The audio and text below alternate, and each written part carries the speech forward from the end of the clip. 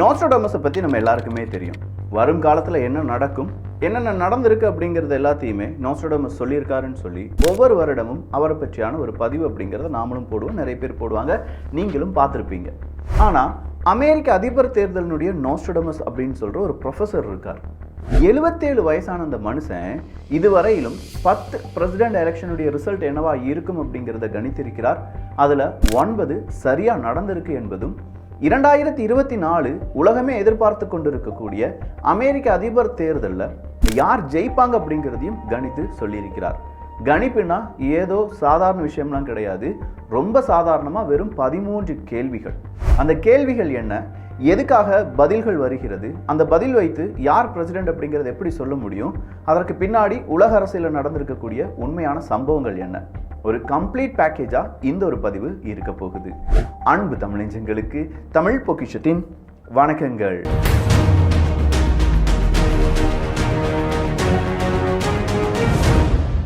Alan லிச்மேன் அவர்கள் அப்படின்னு சொல்ற இந்த ப்ரொஃபஸர், இந்த ஆலன் லிச்மேன் அப்படிங்கிறவருக்கு 77 வயசு. இதுவரையிலும் 10 முறை அமெரிக்க அதிபர் தேர்தலில் ப்ரெடிக்ட் பண்ணியிருக்கார். அமெரிக்க அதிபர் தேர்தல் அப்படின்னு சொல்லும்போது அமெரிக்காவில் நடக்கக்கூடிய பல பிரச்சனைகள், அமெரிக்கா கையாளக்கூடிய சில பிரச்சனைகள், அமெரிக்க அரசியலை தீர்மானிக்கக்கூடிய சில சக்திகள், இப்படின்னு சொல்லி அவருடைய ஸ்டடீஸை மிகப்பெரிய அளவில் நடத்தி அதில் ஒரு 13 கேள்விகள் அப்படிங்கிறத உருவாக்கி இருக்கிறார். இந்த 13 கேள்விகளை தான் keys to the white house அப்படின்னு சொல்லுவாங்க, வெள்ளை மாளிகையினுடைய சாவிகள். இந்த 13 கேள்விகள் ரொம்ப சாதாரண கேள்விகளாக இருந்தாலும் அமெரிக்க அரசியலை திருப்பி போடக்கூடிய அந்த கேள்விகள் தான் இந்த 13 கேள்விகள். இதை பற்றி ஆல்ரெடி தமிழ் பட்சத்தில் பதிவுகள் பண்ணியிருக்கோம். ஆலன் லிச்மேன் அப்படின்னு சொல்லி நீங்களே சர்ச் பண்ணிங்கன்னா கிடைக்கும். ஆனால் 2024 தேர்தல் சாதாரண விஷயம் கிடையாது. Artificial intelligence, TikTok shorts, reels இதெல்லாமே சேர்ந்தும், அது மட்டும் இல்லாமல் ரஷ்யா, உக்ரைன், இஸ்ரேல், ஈரான் அப்படின்னு சொல்கிற பல போர்களும் இருக்கக்கூடிய ஒரு இந்த சிச்சுவேஷனில் அவருடைய ப்ரிடிக்ஷன் எப்படி இருக்குது, அந்த 13 கேள்விகளில் எந்தெந்த கேள்விக்கு ட்ரூ இருக்குது, எந்தெந்த கேள்விகளுக்கு ஃபால்ஸ் இருக்குது. ட்ரூ இருந்தது என்றால் அமெரிக்காவை பொறுத்த வரைக்கும் 2 கட்சிகள் தான், ஒன்று டெமோக்ரேட்ஸ், இன்னொன்று ரிப்பப்ளிக். இந்த டெமோக்ரேட்ஸ் பார்ட்டிக்கு அது சாதகமான சூழ்நிலையாக மாறும். ஒன்றும் இல்லைங்க, ஜோ பைடன் அவர்களும் கமலா ஹாரிஸ் அவர்களும் இவங்க இப்போ ஆட்சி செய்யக்கூடிய கட்சியான டெமோக்ரேட்ஸை சேர்ந்தவர்கள். இந்த 2 பேருமே இப்போ ஆட்சி செய்யக்கூடிய டெமோக்ரேட்ஸ் பார்ட்டி அப்படின்னு சொல்லலாம். ரிப்பப்ளிக் பார்ட்டி அப்படின்னு சொல்லும்போது அது டொனால்டு ட்ரம்ப் அவர்கள். ஸோ ட்ரூ வருது அப்படின்னா இப்போ ஆளும் இந்த கட்சியே அடுத்ததாக ஆட்சி அமைக்கும். ஃபால்ஸ் வந்துச்சுன்னா ஆளும் கட்சிக்கு எதிராக சில விஷயங்கள் நடக்கும். 6 ஃபால்ஸ், 6க்கும் அதிகமான ஃபால்ஸ் வந்துருச்சுன்னா நிச்சயமாக ஆட்சி மாற்றம் ஏற்படும், டொனால்டு ட்ரம்ப் அவர்கள் ஜெயிப்பாங்க. ஸோ முதல் கேள்விக்கு போகலாம். முதல் கேள்வியில் இந்த ஆலன் லிச்மேன் அப்படிங்கிறவர் என்ன கேட்டிருக்கார் அப்படின்னு கேட்டிங்கன்னா, பார்ட்டிக்கு மெஜாரிட்டி அப்படிங்கிறது இருக்கா, பார்ட்டியினுடைய மெஜாரிட்டி ப்ரூவ் பண்ணுறதுக்கான வாய்ப்புகள் இருந்து பார்ட்டி அதை ப்ரூவ் பண்ணியிருக்காங்களா அப்படிங்கிறது தான். ஸோ டெமோக்ரேட்ஸை பொறுத்த வரைக்கும் 2018 நடந்த மிட் டேர்ம் எலெக்ஷன் அப்படிங்கிறது மிகப்பெரிய அளவில் வீழ்ச்சி. அமெரிக்க சரித்திரத்தில் டெமோக்ரேட்ஸ் அப்படிங்கிறவங்க இந்த அளவுக்கு தோல்வி பெறுவார்களா அப்படிங்கிற மாதிரி 2018 மிட் டேர்ம் எலெக்ஷன் அப்படிங்கிறது அவங்களுக்கு ஒரு பதிலடி கொடுத்திருந்ததுனால இதற்கு ஆலன் லிச்மேன் அவர்கள் ஃபால்ஸ் அப்படிங்கிறத கொடுத்துருக்காரு. ஸோ பார்ட்டி மேண்டேட் அப்படிங்கிறது ஃபால்ஸ். முதல் ஃபால்ஸை வாங்கியிருக்கு டெமோக்ரேட் பார்ட்டி, அதாவது ஜோ பைடன் மற்றும் கமலா ஹாரிஸ் அவர்களுக்கு இது ஒரு நெகட்டிவ் தான். அடுத்ததாக இருக்கக்கூடிய கேள்வி என்ன அப்படின்னு பார்த்தீங்கன்னா, கண்டெஸ்ட். இந்த கண்டெஸ்ட் அப்படின்னு சொல்லும்போது இந்த டெமோக்ரேட் பார்ட்டி இருக்குல்ல, இதில் நிறைய தலைவர்கள் இருந்து நிறைய தலைவர்களுக்கு இல்லையே நிறைய போட்டி இருக்குன்னா, இப்போ ஜோ பைடன் அவர்களுக்கு பிறகு கமலா ஹாரிஸ் அவர்கள் மட்டும்தான் அந்த பார்ட்டியினுடைய தலைவராக பார்க்கப்பட்டது. அதுக்குள்ளேயே நிறைய ட்ராமா நடந்துச்சுன்னு வச்சுக்கோங்களேன்.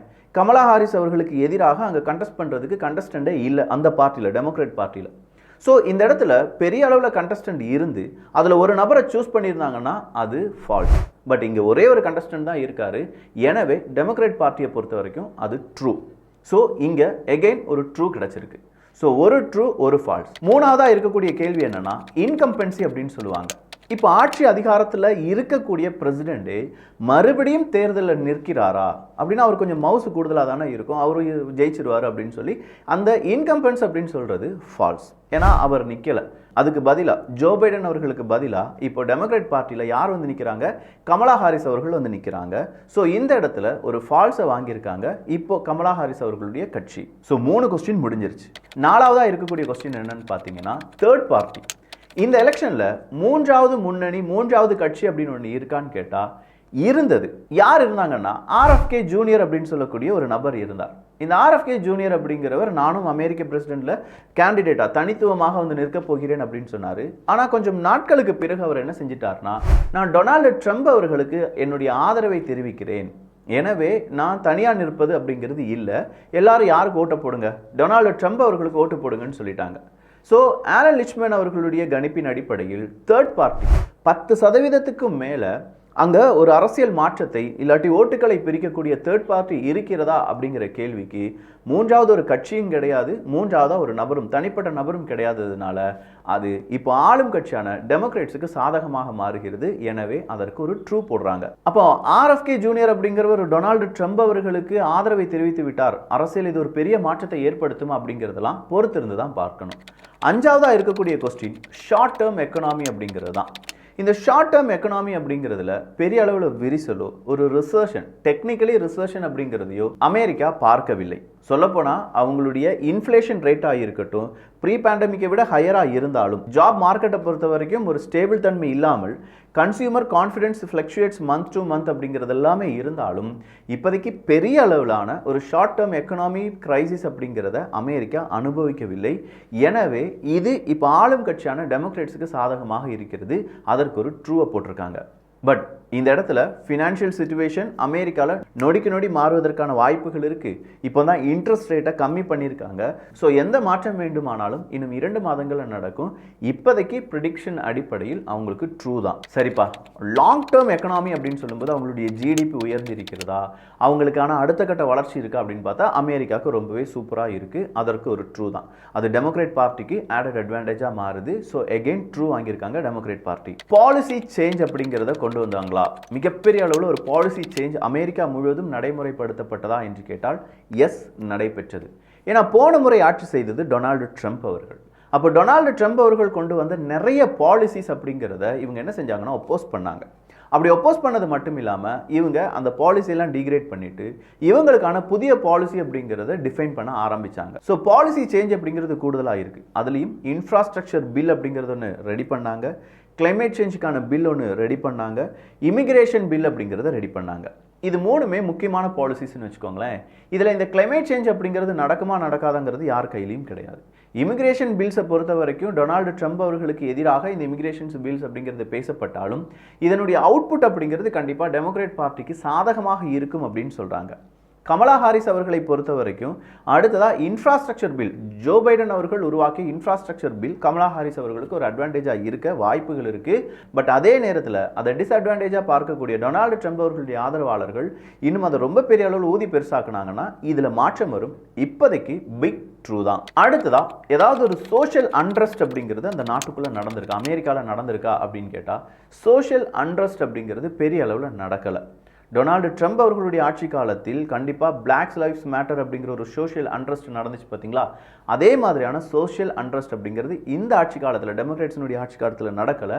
எகெயின் ட்ரூ வாங்கியிருக்காங்க. அடுத்ததா ஸ்கேண்டல், ஏதாவது ஊழலுக்கான அடிப்படைவாதம், அதில் கமலா ஹாரிஸ் அவர்கள் சிக்கியிருக்காங்க அப்படின்னு கேட்டால் அது எதுவுமே அதிகமாக இல்லை. எனவே அதில் ஒரு ட்ரூ வாங்கியிருக்காங்க. கலிஃபோர்னியா ஏஜி டெனராக இருக்கட்டும், பார்டர் கிரைசிஸ் அந்த ரோல் மேனேஜ்மெண்ட்டாக இருக்கட்டும், இந்த இடத்துல எல்லாமே கமலா ஹாரிஸ் அவர்களுக்கு சின்ன சின்ன நெகட்டிவிட்டி இருந்தாலும் அது பெரிய அளவில் ஊழல், இவங்க வந்து இங்கே நின்னா இது தோற்று போய்விடும், அந்த அளவுக்கு பேசு பொருளாக மாறாத காரணத்தினால் மீண்டும் ஒரு ட்ரூ வாங்கியிருக்காங்க. அடுத்ததா foreign military failure, foreign policy failure, military failure அப்படிங்கிறது ஏதாவது நடந்திருக்கான்னு கேட்டால் எஸ், நடந்திருக்கு. அப்போ இது என்ன நடந்திருக்கு, ஃபாரின் மிலிட்ரி ஆப்கானிஸ்தானாக இருக்கட்டும், காசாவாக இருக்கட்டும், இஸ்ரேல் ஈரான் பிரச்சனையாக இருக்கட்டும், இதெல்லாமே ஆன்கோயிங் கான்ஃப்ளிக்டாக நடந்துக்கிட்டே இருக்குது. இங்கே எல்லாமே தோற்று போனது யார் தான் அப்படின்னு பார்த்தா அமெரிக்கா தான், அமெரிக்காவினுடைய ரோல் தான். ஸோ இதில் அப்போ டெமோக்ராட் பார்ட்டிக்கு ஒரு நெகட்டிவ் ஃபால்ஸ் வாங்கியிருக்காங்க. ஆப்கானிஸ்தானுடைய விட்ராலிருந்து இஸ்ரேல் மற்றும் ஈரான், இஸ்ரேல் ஹமாஸ் பிரச்சனை வரை அமெரிக்காவினுடைய நிலைப்பாடு அப்படிங்கிறது பல இடங்களிலும் பேசு பொருளாக இருக்கிறதுனால தான் இங்கே ஃபால்ஸ் அப்படிங்கிறது அமெரிக்காவுக்கு கொடுத்துருக்காங்க. ஃபாரின் மிலிட்ரி சக்ஸஸ் ஏதாவது இருக்கா அப்படின்னு கேட்டால் இதுவும் இருக்குது. எந்த இடத்துல, இப்போ உக்ரைன் ரஷ்யா இன்னும் ஜெயிக்கலை, அதை இவங்களுடைய மிலிட்ரி சக்ஸஸாக பார்க்குறாங்க. அமெரிக்காவினுடைய ஃபாரின் பாலிசி சக்ஸஸாக பார்க்குறாங்க. அதே மாதிரி நாட்டோவினுடைய எக்ஸ்பேன்ஷனும் இங்கே ஃபாரின் இல்லாட்டி மிலிட்ரி அந்த சக்ஸஸில் பார்க்கப்படுவதால் இங்கே ட்ரூ கிடச்சிருக்கு. ஸோ ஃபாரின் ஃபெயிலியரும் நடந்திருக்கு, இல்லாட்டி ஃபாரின் மிலிட்ரி சக்ஸஸும் நடந்திருக்கு. அடுத்ததா கரிஷ்மா. இந்த கரிஷ்மா அப்படின்னு சொல்லும்போது அங்கே நிற்கக்கூடிய இந்த வேட்பாளராக இருக்கக்கூடிய ரொம்ப அழகானவர், பார்ப்பதற்கு கவர்ச்சியுடையவர், அங்கே எல்லாருக்குமே பிடிக்கக்கூடிய ஒரு நபர் அப்படின்னு சொன்னால் அது கிடையாது. ஏன்னா கமலா ஹாரிஸ் அவர்களை அப்படி விரும்புவது கிடையாது. அவங்களுக்கான நிறைய ட்ரோல்ஸ் அண்ட் மீம்ஸ் அப்படிங்கிறது டெய்லி வந்துக்கிட்டே தான் இருக்குது. எனவே அங்கே ஃபால்ஸ் தான் நம்ம கொடுக்க முடியும்.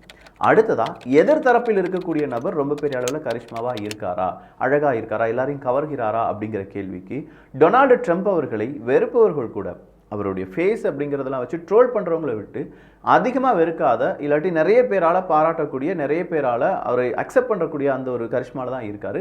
எனவே அதற்கு ஒரு ட்ரூ கொடுத்துருக்காங்க. ஸோ 13 கேள்விகள் கேட்டாச்சு.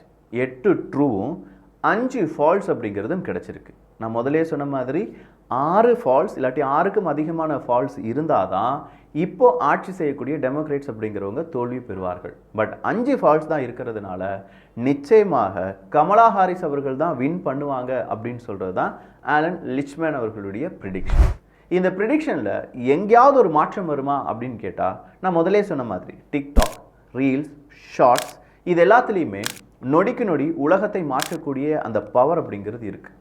அந்த பவர் பேஸில் நிச்சயமாக இன்னும் 2 மாதங்களில் ஏதாவது பவர்ஃபுல்லான ஒரு சேஞ்ச் கொண்டு வந்து, இல்லை டொனால்டு ட்ரம்ப் அவர்களுக்கு ஆதரவான ஒரு செய்தி வைரலாக மாறினாலோ, ஒருவேளை ரஷ்யா உக்ரைனுக்கு எதிராக மிகப்பெரிய வெற்றி அடைந்தாலோ, நாட்டோ எக்ஸ்பேன்ஷன் அப்படிங்கிறது அந்த இடத்துல ஃபெயிலியர் தான் அப்படிங்கிற அந்த நியூஸ் உலக அளவில் பரவினாலோ, இது எல்லாமே இந்த எலெக்ஷனை பாதிக்கும். ஸோ இப்போதைக்கு ஆலன் லிச்மேன் அவர்களுடைய கணிப்புப்படி கமலா ஹாரிஸ் அவர்கள் தான் வின் பண்ணுவாங்க, உலகத்தில் பெரிய ஒரு மாற்றம் நடக்காமல் இருந்தது என்றால். ஸோ ஆலன் லிச்மேனா என்ன, அவருடைய 13 keys to the white house அப்படிங்கிறது என்ன, அது எப்படி ப்ரிடிக்ஷனாக மாறி இருக்குது, ரியல் டைம் வேர்ல்டில் என்னெல்லாம் நடந்திருக்கு அப்படிங்கிற ஒரு கம்ப்ளீட் செய்தி தான் இங்கே நீங்கள் பார்த்துருப்பீங்க. இது எப்படி இருந்துச்சு அப்படின்னும், உங்களுக்கு யார் ஜெயிக்க வேண்டும், கமலா ஹாரிஸ் அவர்களா, டொனால்டு ட்ரம்ப் அவர்களா அப்படிங்கிற உங்களுடைய கமெண்ட்ஸும் இங்கே வரவேற்கப்படுகின்றன. நிச்சயமாக உங்களுடைய கமெண்ட்ஸை எதிர்பார்க்கிறேன். நல்லதை பகிர்ந்து நல்ல சமுதாயத்தை உருவாக்குவோம். நன்றி, வணக்கம்.